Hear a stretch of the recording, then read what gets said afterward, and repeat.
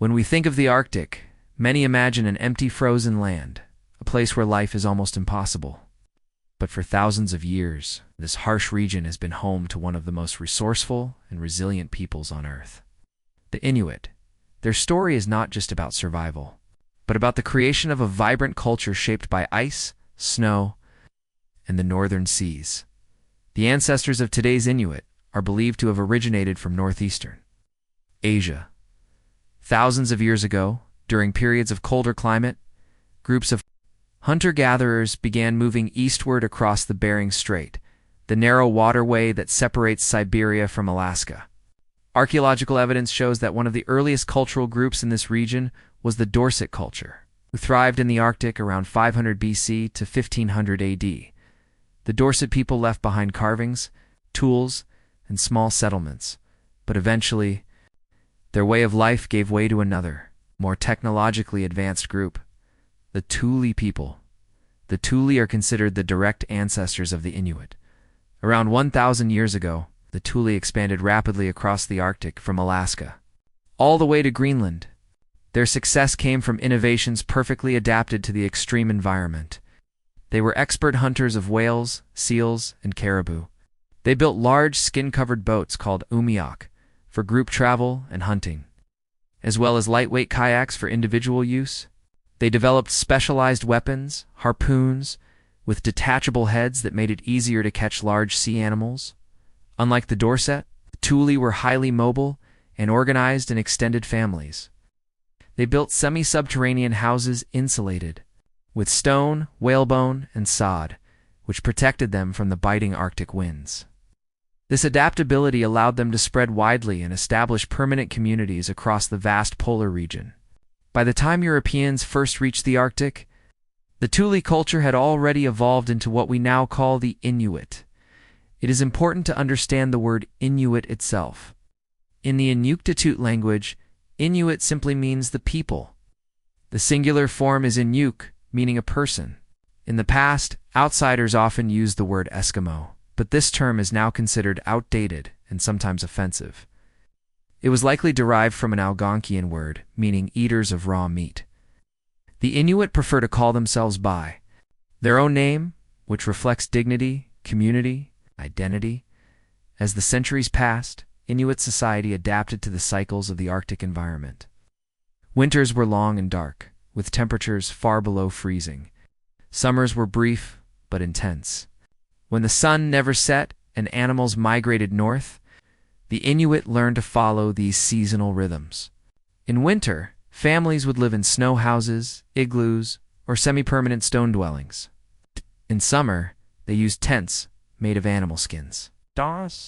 These seasonal movements allowed them to follow herds of caribou, seal populations, and migratory birds.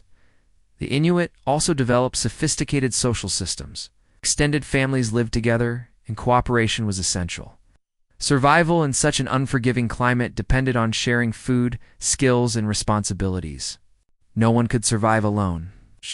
Traditions of hospitality and generosity became central values. It passed down from generation to generation. When Europeans began to explore the Arctic in the late 1500s and 1600s, they encountered Inuit communities spread across Greenland, Canada, and Alaska. To the Europeans, the ability of the Inuit to survive in such a frozen wilderness was astonishing. Inuit knowledge of navigation, clothing, and food storage became essential for many explorers, some of whom would not have survived without Inuit assistance. But contact with Europeans also brought challenges, diseases, trade pressures, and later attempts to assimilate Inuit children into Western schools. Despite these struggles, the Inuit have maintained their cultural identity and continue to live across the circumpolar north today. The story of the Inuits' origins and history is a story of adaptation. They did not simply endure the Arctic, they mastered it. Through innovation, cooperation, and respect for the land and sea, the Inuit transformed one of the harshest places on Earth into a homeland rich in culture and meaning. From their Thule ancestors to the modern Inuit nations of Canada, Greenland, and Alaska, their journey shows us the incredible resilience of human beings in harmony with nature. To understand the Inuit, we must first understand the land they inhabit. The Arctic is not simply cold, it is an environment of extremes. Winter can last for 8 months, with temperatures plunging below -40 degrees Celsius. During the polar night, the sun disappears for weeks at a time, leaving only darkness and moonlight reflected off endless ice. Summer arrives suddenly, with the midnight sun shining for 24 hours a day, melting the snow and bringing migratory animals. It is in this dramatic cycle that the Inuit created a unique way of life. One of the most iconic symbols of the Inuit is the igloo. These snow houses, built from carefully cut blocks of packed snow, were traditionally used as winter shelters. They were not permanent homes, but rather temporary structures built when families traveled during hunting expeditions. The igloos. Design is a marvel of engineering. Snow, though cold to the touch, is an excellent insulator. Inside, the temperature could remain surprisingly comfortable. It's warmed by body heat and a small oil lamp called a kullik, fueled by seal or whale fat. In the summer months, when the snow melted, Inuit families lived in tents, made from animal skins stretched over wooden or bone frames. These could be dismantled and moved as the seasons required. Food was at the very heart of Inuit survival. Farming was impossible in the frozen north, so the Inuit depended on hunting and fishing. Seals, whales, walrus, caribou, and fish provided not only meat, but also fat for energy, skins for clothing, and bones for tools. Hunting was a skill passed down through generations, requiring patience, knowledge of animal behavior, and deep respect for the creatures being hunted. Nothing was wasted. Every part of the animal had a purpose. Seal intestines, cleaned and dried, could be used to make waterproof clothing. Whale bones became building materials. Caribou hides provided warm, layered garments. The Inuit diet was astonishingly well suited to their environment. While outsiders often assumed that eating mostly meat and fat was unhealthy, modern science has shown that the traditional Inuit diet, RICH, NOMEGA3 fatty acids, was extremely effective in maintaining health in cold climates. Raw or frozen meat and fish provided essential vitamins like vitamin C, preventing scurvy in a place where fruits and vegetables were absent. What might seem like hardship was in fact a carefully balanced nutritional system perfected over centuries. Travel across ice and snow required equally ingenious solutions. The Inuit invented two of the most iconic vehicles in human history, the kayak and the dog sled. The kayak, a sleek, narrow boat covered with animal skins, allowed hunters to glide silently across the water in search of seals or fish. Its design was so effective that it has been adopted worldwide as a sport and recreation vessel. For land travel, the Inuit relied on sleds pulled by teams of strong, agile dogs. These sled dogs were not only work animals but also companions, capable of sensing dangerous thin ice or leading their masters safely through blizzards. Clothing was another triumph of adaptation. The Inuit created garments from layers of animal skins and furs, especially caribou and seal. Caribou fur, with its hollow hairs, provided excellent insulation.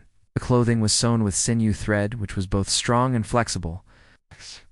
Mittens and boots called kamiks kept hunters warm in the harshest winds. These clothes were not merely practical. They were also beautifully decorated with patterns and trims that expressed identity and artistry. Daily life among the Inuit revolved around community. Families lived together in small groups, often joining with others during hunting seasons. Sharing food was a moral obligation, not a choice. A successful hunter provided for everyone, and in return, when times were difficult, others would share. With him, this system of mutual support was not only ethical, but necessary. In the Arctic, where one failed hunt could mean starvation, survival depended on generosity and cooperation. Women played a vital role in daily life. They prepared food, maintained the lamps, sewed clothing, and cared for children. Their skills in making waterproof boots, insulated garments, strong tents were as critical to survival as the hunter's skills in the field. Children learned by observation, watching their parents and elders. Boys practiced with miniature bows or harpoons, while girls learned sewing and cooking. Stories told in the evenings around the oil lamp passed down not only entertainment but also lessons about courage, respect, and resilience. The Inuit also had ingenious methods of orientation and navigation. In a landscape without trees or permanent landmarks, they learned to read subtle cues. The shape of snowdrifts, sculpted by the wind. The position of the stars, the habits of animals, and the sound of the sea ice cracking. No, stone markers called. Inuit were built to guide travelers or mark important places. These silent figures of stone still stand today across the Arctic. Enduring symbols of Inuit presence, daily life was not without danger. Thin ice, storms, and scarcity of food posed constant threats. Yet through knowledge, cooperation, and adaptability, the Inuit not only survived but thrived in one of the most unforgiving environments on Earth. Their daily routines were not simply about enduring hardship, they were about living in harmony with nature, taking only what was needed, respecting the balance of the Arctic world. The story of Inuit survival teaches us that human ingenuity knows no limits, where most would see only an endless frozen desert. The Inuit created a home, a society, and a culture that continues to endure today. Language is more than a way to speak. It is the vessel of memory, culture, and identity. For the Inuit, their language is called Inuktitut, though across the Arctic there are many related dialects. Some Inuit in Alaska speak Inupiaq, while in Greenland the language is known as Kalaalleq. Together, these form a family of Inuit languages that stretch across thousands of kilometers, connecting communities separated by vast ice and ocean. Inuktitut is a polysynthetic language. This means that instead of using many separate words to form a sentence, it often combines multiple ideas into a single, long word. For example, what might take a full English sentence can sometimes be expressed in a single Inuktitut word. This structure reflects how the Inuit view the world as something interconnected, where meaning is built from many small parts woven together. For centuries, Inuktitut was an oral language. Knowledge was passed down through storytelling, song, and conversation. There was no written script until missionaries and linguists introduced alphabets in the 18th and 19th centuries. Today, some Inuit regions use the Roman alphabet, while others, such as parts of Canada, employ a unique writing system called syllabics. These symbols, shaped like small geometric figures, were developed in the 19th century and are now a marker of cultural pride. Language is survival in the Arctic. It encodes centuries of observation, the names of snow types, ice conditions, animal behaviors, and winds. Inuit vocabulary includes dozens of terms for different kinds of snow and ice, because recognizing the difference could mean life or death on a hunting trip. In this way, Inuktitut is not only a language, but also a survival tool, a living map of the environment. Just as language reflects the Inuit worldview, so too does their art. Inuit art is renowned around the world for its beauty, simplicity, and end-to-weight spiritual depth. For generations, Inuit have carved figures from bone, ivory, antler, and stone. These carvings often depict animals, polar bears, seals, birds, or spiritual beings from legends. Each figure is not just decoration but a story, a memory, a way of honoring the natural and spiritual world. One of the most common materials for carving is soapstone, a soft green or black stone found in the Arctic. Artists shape it into animals, hunters, or spirits. A small soapstone carving may seem simple at first glance, but within its curves lies the story of a hunter's respect for the seal or a family's reliance on the caribou. Art is a way to give thanks, to remember, and to teach. Beyond carvings, Inuit also expressed their creativity through clothing. Traditional parkas, boots, and mittens were not only functional but beautifully decorated with patterns of fur, beads, or stitching. Women were especially skilled in sewing, turning animal hides into garments that were both protective and artistic. Each stitch carried precision and care. Designs often indicated family identity or regional style. Music played an equally important role in Inuit culture. Perhaps the most striking example is throat singing, or kattajek, traditionally performed. By women, this form of music involves two singers standing face to face, producing rhythmic, deep, and layered sounds by controlling their breath and vocal cords. The result is a hypnotic blend of voices that can imitate the sounds of wind, water, or animals. Throat singing was often a game, a competition of endurance and rhythm, but it also held ceremonial and social importance. Drums were another key instrument in Inuit music.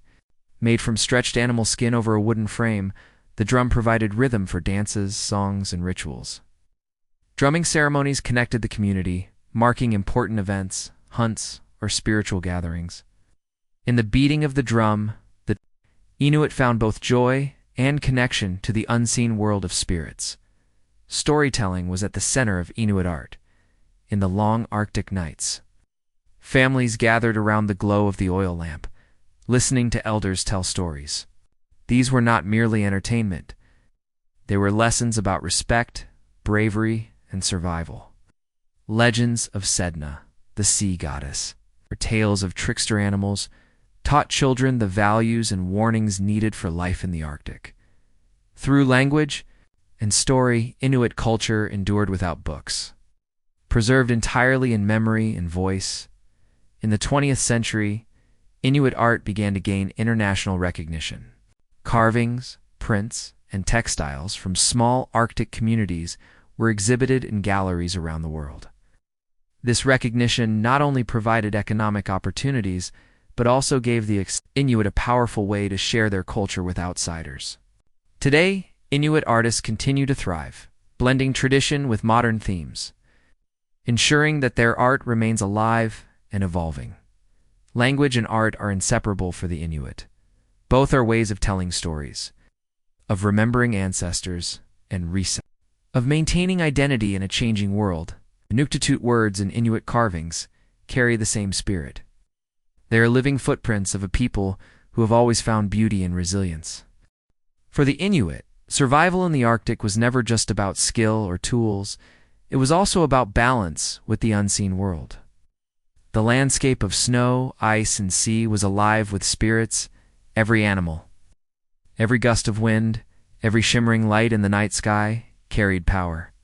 To live in harmony with this world, the Inuit developed a rich system of beliefs and mythology, blending respect, fear, and wonder. At the center of Inuit spirituality was the idea of animism, the belief that all living beings, and even elements, of nature possess a soul or spirit. Animals were not just resources to be used, but beings with consciousness and agency. A seal gave its life to feed a family. Caribou sacrificed itself to provide clothing and tools. Because of this, hunters were taught to treat every animal with deep respect.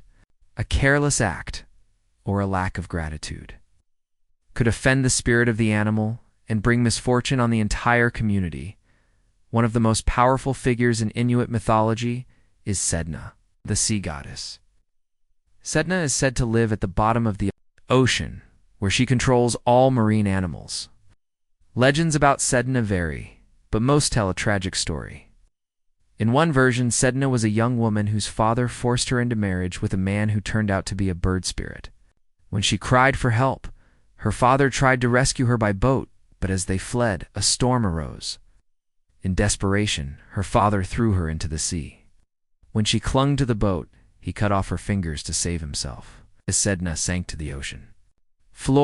Her severed fingers transformed into seals, walrus, and whales, the animals upon which the Inuit depend. On that moment on, Sedna ruled the undersea world. Hunters must honor her with rituals, songs, and taboos, or else she might withhold the animals and bring starvation. This story is not only myth, but also moral guidance. It teaches that human survival is tied to respect for the forces of nature, and that greed or cruelty can bring disaster. Sedna embodies both generosity and wrath, reminding the Inuit that the ocean provides, but must never be taken for granted. Another central figure in Inuit spirituality was the Angakuk, or shaman. The Angakuk acted as healer, spiritual guide, and mediator between humans and the spirit world. When illness struck, Or when hunting failed, it was the shaman who entered trance states through drumming and chanting, traveling in spirit to seek answers. They might negotiate with Sedna, calm angry souls, or retrieve lost spirits of the sick. The Anga cook was respected, but also feared, for they dealt with powers beyond ordinary human reach.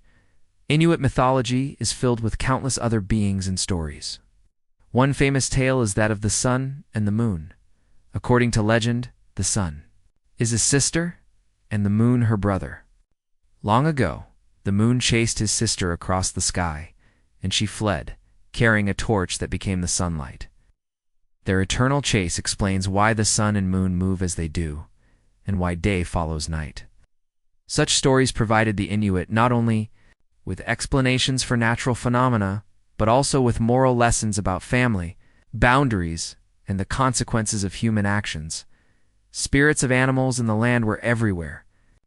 The northern lights, or aurora borealis, were sometimes believed to be the spirits of the dead playing games in the sky. Whistling at the lights was said to invite them closer, but also risk them coming to take you away. The landscape itself was alive with invisible presences, reminding people to act with caution, humility, reverence. Taboos and rituals shaped daily behavior. Certain animals had to be hunted in specific ways, and their remains treated properly. After a seal was caught, fresh water might be poured into its mouth, symbolically quenching its thirst as a gesture of respect. Women had to follow strict rules after childbirth, and hunters observed rituals before leaving for the ice. These practices ensured harmony between humans and the spirit world, reinforcing the belief that survival was a partnership, not a conquest. Even laughter and play carried spiritual significance. Storytelling, songs, and games were not merely entertainment. They were ways to honor the spirits, strengthen community, and teach children how to live responsibly. Through myth, the Inuit taught values of respect, generosity, and endurance, values as essential as food and shelter in the Arctic today. Many Inuit identify as Christian, the result of centuries of missionary influence. Churches stand in Arctic towns, and biblical stories are told alongside ancient legends. Yet Inuit mythology has not disappeared. Sedna still lives in the imagination. Throat-singing drum dances and traditional rituals continue, blending old beliefs with modern life. For many Inuit, spirituality is not about choosing between traditions, but about weaving them together. Just as their ancestors wove survival from the threads of ice and spirit, the mythology of the Inuit is more than folklore. It is a worldview, a reminder that life in the Arctic has always been fragile, dependent on respect, balance, and humility before forces greater than ourselves. In every story of Sedna, every whisper of the northern lights, we glimpse the deep wisdom of a people who learned to thrive where few could survive. When the long Arctic night sets in and the winds howl outside, Inuit families have always gathered around the gentle flame of the kulak, the oil lamp. In this circle of warmth and shadows, stories come alive. Storytelling is not just entertainment. For the Inuit, it is education, spiritual practice, and cultural preservation. Through legends, each generation learns who they are, what they value, how to survive in harmony with the world around them. Perhaps the most famous Inuit legend is the story of Sedna, the sea goddess, though we spoke of her in mythology. The full tale takes many forms. In some versions, Sedna was a young woman who refused all suitors, angering her father. In others, she married a mysterious stranger who turned out to be a spirit in disguise. Betrayed, frightened, and abandoned, Sedna's tragic fall into the sea transformed her into a goddess of immense power. From her fingers sprang seals, walrus, and whales, and to this day, hunters must respect her, or risk famine. Elders often told this story before hunting trips, reminding everyone that success was never guaranteed, and always dependent on humility before the spirits. Another widely told legend is the story of the sun and the moon. According to Inuit tradition, the sun is a sister named Melina, and the moon is her brother Anigan. Long ago, they lived together in the same house. One night, Anningen attacked his sister. Horrified, Melina fled, carrying a torch that became the blazing sun. Anningen followed with his own torch, becoming the moon. To this day, he chases her across the sky, but never catches her. This story explains the cycles of day and night, but it also carries deeper meaning about the balance of male and female, light and darkness, pursuit and escape. Parents told this tale to remind children about boundaries and respect. The Inuit also told stories about tricksters and shapeshifters, beings who blurred the line between human and animal. One such figure is Kiviak, a legendary hero whose adventures appear in many variations. Kiviak is often described as a great wanderer, traveling by kayak across endless seas and facing supernatural challenges. In one story, he battles giant animals and spirit creatures. In another, he is guided by animals who save him from danger. Through Kiviak's journeys, Inuit listeners learn that bravery, cleverness, and respect for nature are essential qualities for survival. Another important set of stories concerns the Northern Lights, or Aurora Borealis. For the Inuit, these shimmering curtains of green and red were not merely atmospheric phenomena. In some communities, they were said to be the spirits of ancestors playing ball with a walrus skull in the sky. In others, they were spirits guiding the dead to the afterlife. Children were warned never to whistle at the lights, or they might swoop down and take you away. The Northern Lights carried both beauty and danger, reflecting the duality of Arctic life itself. Stories were not only about gods and heroes. Many Inuit tales were practical lessons disguised as legends. For example, some stories warned children not to wander too far from camp, describing monsters or spirit creatures that would snatch disobedient youngsters. Others explained why certain animals behaved as they did, why the raven was black, why the fox was clever, or why the seal lived in the water. These tales were mnemonic devices, teaching survival skills in a form children could remember. Even humor had a place in Inuit storytelling. Some tales are filled with absurd characters, awkward situations, or mischievous animals who get into trouble. These stories allowed laughter in the long, dark winter and reminded listeners that joy, too, is a form of resilience. Humor helped balance fear and hardship, reinforcing the value of community bonds. What makes Inuit legends unique is that they are living stories. They were never frozen in a single form, but adapted as they were retold. Each storyteller added their own voice, emphasizing different lessons depending on the audience or situation. A tale told to children might focus on morals, while the same tale told to hunters might highlight respect for animals. This flexibility ensured the story stayed relevant generation after generation. Today, Inuit storytellers continue this tradition, blending oral narratives with modern mediums such as books, films, and performances. Legends of Sedna, Kiviak, and the Northern Lights are taught in schools and celebrated in festivals. They are not relics of the past, but threads woven into modern Inuit identity. Inuit legends and stories remind us that even in the most desolate landscapes, the human imagination thrives. These tales are maps of morality, memory, and meaning. They show how the Inuit turned the silence of the Arctic night into a chorus of voices, voices that continue to echo across ice and time. The Inuit people are often imagined only in the past, hunters in fur clothing, living in igloos, surrounded by snow and silence. But the Inuit are not just a chapter in history. They are a vibrant people of today, balancing tradition with the challenges of the modern world. From the icy coasts of Greenland to the northernmost villages of Canada and Alaska, Inuit communities continue to evolve, adapting their way of life without losing sight of their roots. Modern Inuit life is shaped by both continuity and change. Many still live in small Arctic towns and settlements, surrounded by the same landscapes their ancestors knew. Snowmobiles have largely replaced dog sleds, rifles often replace harpoons, and satellite phones connect hunters even on the ice. Yet the essence of survival remains the same: respect for the land, reliance on community, and resilience in the face of harsh conditions. Hunting, fishing, and gathering are still central, not only for food but also for identity. A seal hunt, for instance, is not just about nutrition, it is a reaffirmation of cultural knowledge passed from elders to youth. Housing has also changed. Yes. Most Inuit families now live in wooden or prefabricated houses rather than igloos. Electricity and the internet have reached even remote villages, bringing both new opportunities and new challenges. Young people today may grow up playing video games and watching TikTok, but they also learn how to skin a seal or navigate the sea ice from their grandparents. This coexistence of global modernity and ancient tradition is what defines contemporary Inuit life.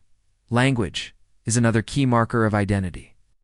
In Canada, many Inuit speak Inuktitut, and in Greenland, the national language is Kalaalleq. Efforts to preserve and teach these languages are central to Inuit cultural survival. Schools, media, and literature increasingly use indigenous languages, allowing younger generations to grow up bilingual, speaking both the tongue of their ancestors and global languages like English or Danish. In this way, Inuit communities resist cultural erasure while engaging with the wider world. Education and governance have also undergone transformation. In Canada, the territory of Nunavut was created in 1999, giving Inuit people significant political autonomy. Today, Inuit leaders play active roles in government, advocating for their people and shaping policies that reflect indigenous perspectives. Issues like climate change, housing shortages, and mental health are pressing concerns. Inuit voices are at the forefront of seeking solutions. Climate change is perhaps the greatest challenge facing Inuit communities today. The Arctic is warming at more than twice the global average, melting sea ice and altering animal migration patterns. For Inuit hunters, this means greater danger on thinning ice and less predictable access to traditional food sources. For coastal villages, it means erosion, flooding, and in some cases, relocation. Inuit elders, who carry generations of ecological knowledge, now work with scientists to track these changes. Their observations, rooted in centuries of survival, are invaluable in understanding the planet's shifting climate. At the same time, modern Inuit are artists, filmmakers, musicians, and storytellers, sharing their culture with the world. Inuit throat singing, once banned by missionaries, has been revived and celebrated internationally. Inuit art, from soapstone carvings to contemporary paintings, is exhibited in major museums.